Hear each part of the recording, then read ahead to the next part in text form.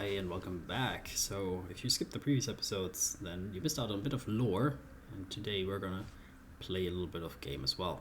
So let's take a look here at the Night Courier.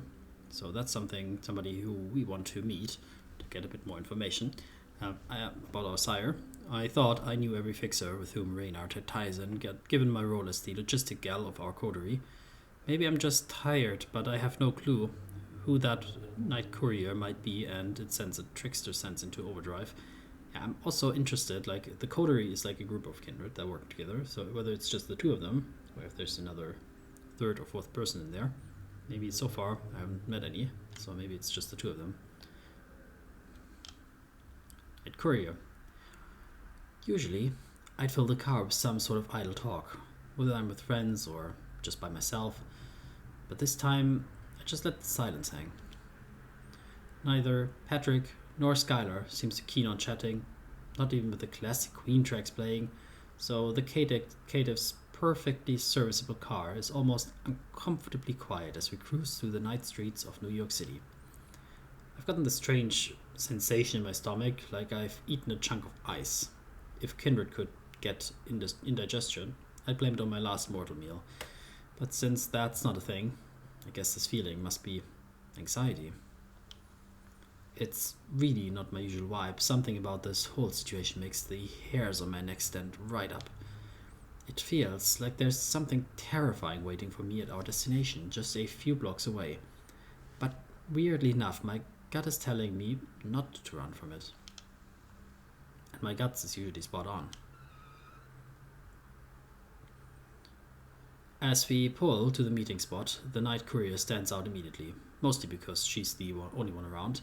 Clad in dark leather and sporting a helmet, she almost disappears into the night alongside her bike. We're meeting at some corner alley here. Not corner alley, sorry. We're meeting at some corner of a junction here. We barely come to a halt before Skylar jumps out of the car, approaching the courier in a few strides. She seems eager to talk and even more eager to bolt, so I keep my eye on her, ready to give a chase. Patrick says, "She looks like she might make a run for it." It's not even a question.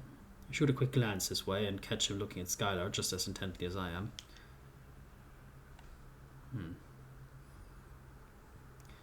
How do I judge Skylar? I mean, she seemed pretty eager to get the deal from us that we offered her some blood bags or something of the sort. But still, maybe she's good at tricking us. I mean, I don't think she will, to be honest. Nah, I think I gave her a good scare back at Sunny's, so she's not gonna take that risk. And I offered her access to my stash, so she's probably not keen on missing out, but hey, no harm in staying vigilant, right? Right as rain. The moment Skylar pivots and heads our way, we cut the chatter and step out of the car. 5 minutes, that's all I could get for you. Spend it well. Her head reaches out to me in a gesture that feels overly formal.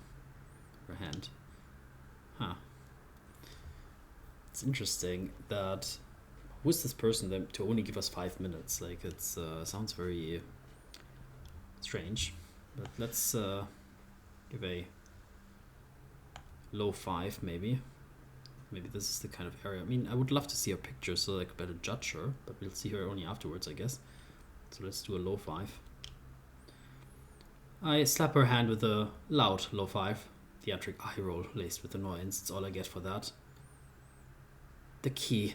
To your stash, I held up my end of the bargain. Yeah, I got it right here. I toss her the key, which she easily snacks out of the air. Pleasure. With that, she's off into the night. I would not have left her. I would not have allowed her to leave at this point, to be honest. That doesn't seem like a good idea. Maybe she should have kept with us. As she disappears, we casually approach the Night Courier. One look at Patrick reveals a simmering impatience. I know he wants to take the lead, and honestly, while I'm not exactly thrilled to step aside, it seems like a pragmatic choice, let's face it. Negotiations with Skylar went less than stellar, even by my standards. But Patrick hardly gets a word out before the courier cuts him off with a sharp, sour response. Shut the hell up, pretty boy. Wait, I know the sound of that walking angst vortex. Carly, the fuck did you get yourself into this time? She takes off her helmet and I'm floored, staring at a face I never thought I'd see again outside of some vampire afterlife fantasy. Jess? Holy shit, is that actually you? Is that why you dragged your ass over here? Why you dragged my ass over here? To stir in this shitty high school reunion? As prickly as ever.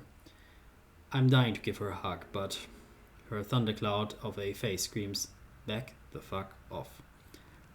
I settle for an awkward pat on the shoulder. Care to introduce me? Jess' eyes nearly pop out of her head.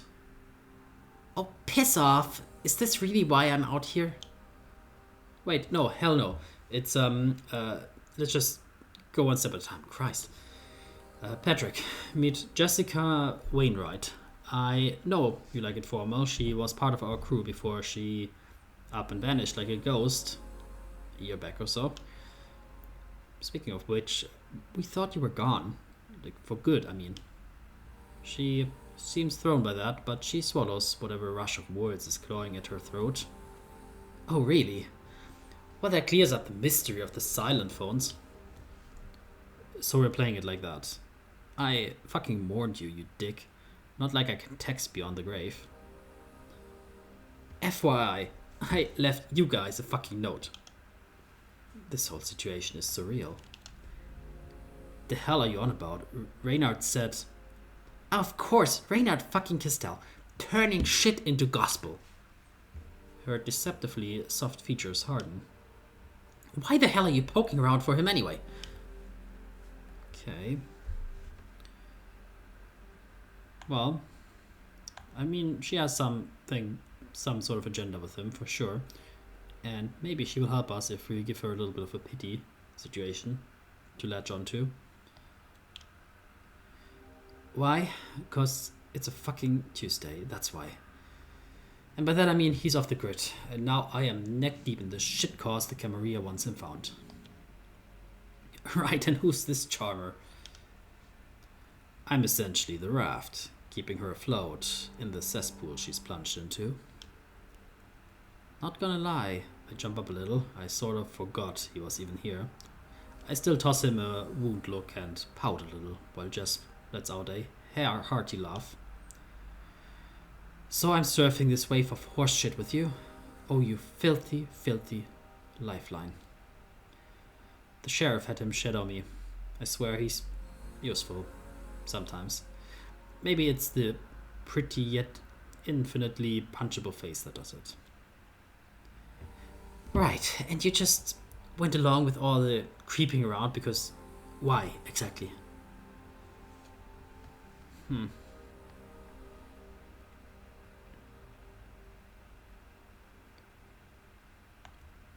mean, a bit of sarcasm could help. But we could also say that we don't have a death wish. No, new year, new me. You see, with 2025 right around the corner, I'm exploring a new personality bit. Plus, there's this whole get decapacitated by the sheriff's blade thing hanging over my neck. So, yeah, I choose the leather of two shit shows. She's clearly not amused. Stepping outside of the gang has really changed her vibe. Hell, we used to get along swimmingly back when we were cramped up in that RV together. Maybe a bit of real talk is what I need to melt that ice. I drop my voice as if I'm letting her in on a deep, dark secret. Truth be told, there's gotta be something bigger at play with this whole mess. You hear me? I just can't figure it out. What the hell they want with Reynard. Now, why now of all times? Jess shrugs and crosses her arms over her chest, looking like she couldn't care less.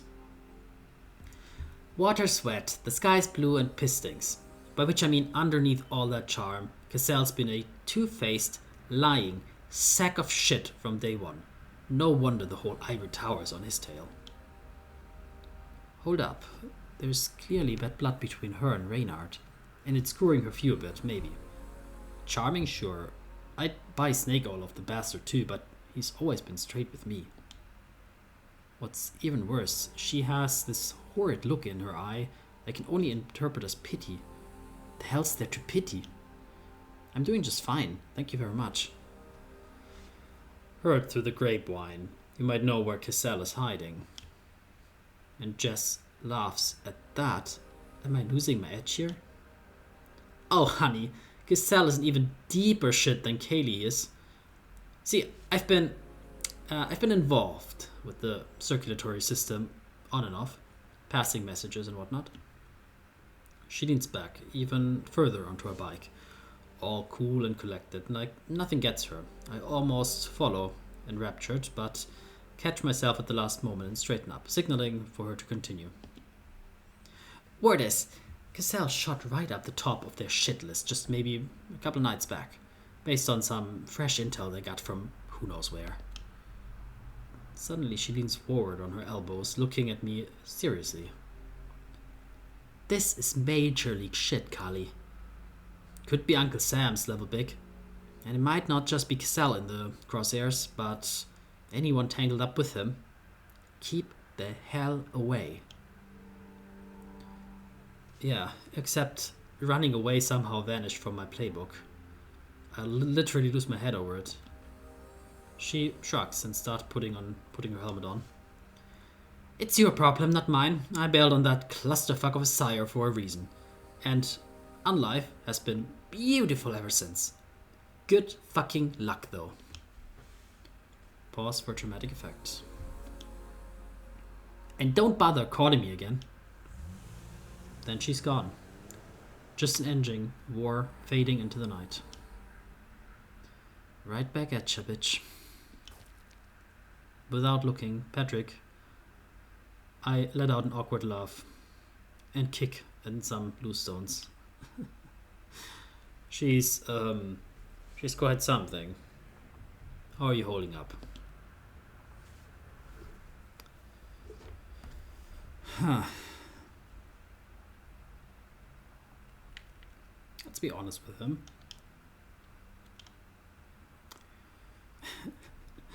She used to be real sweet and sour kind of way, you know. Guess that big city really does chew you up and spit you out.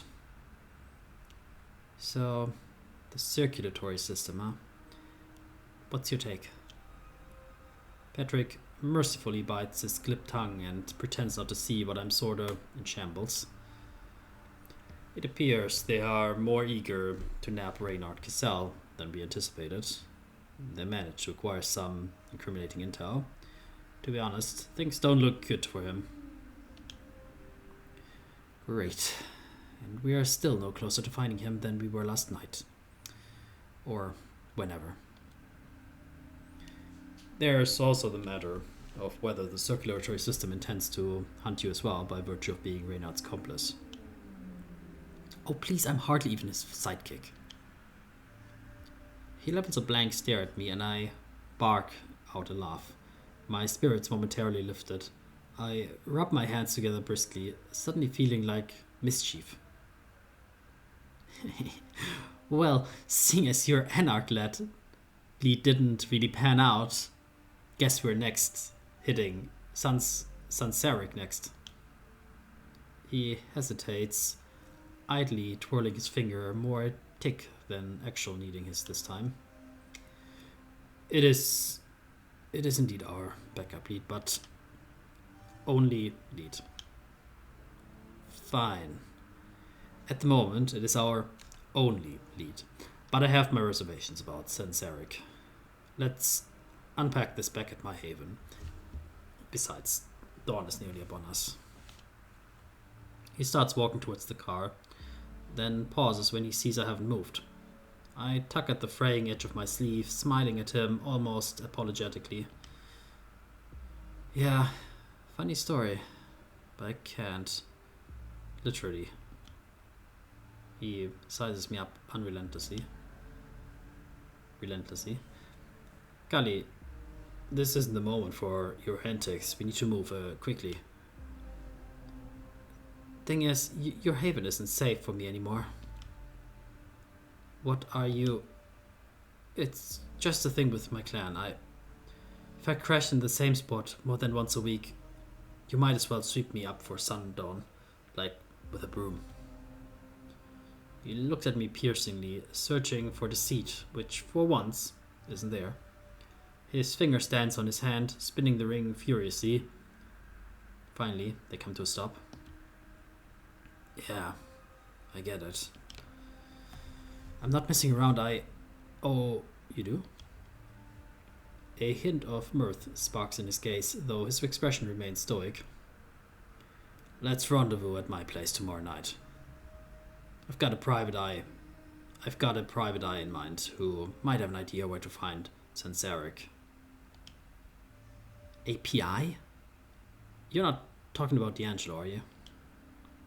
He arches an eyebrow, a flicker of surprise on his face. Already acquainted, I see. More like disappointed. The leper's a good guy, but a dead end. I grilled him about Reynard and got zilch. He even implied it was somehow my fault Reynard's vanished off the face of the earth. Well, Casal is practically a ghost. Sansaric, on the other hand, is not exactly hiding. D'Angelo should know a thing or two about him.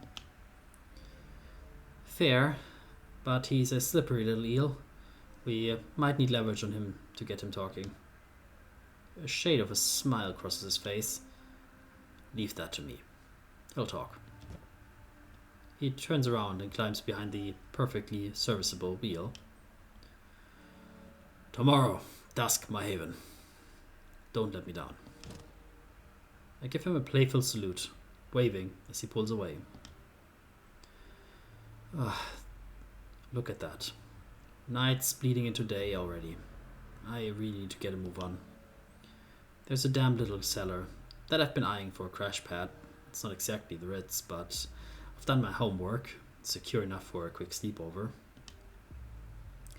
Time's ticking, but with any luck I'll snack some prey en route. It's not good to sleep on an empty stomach after all. And we will see next time how that will be. Take care, see you then.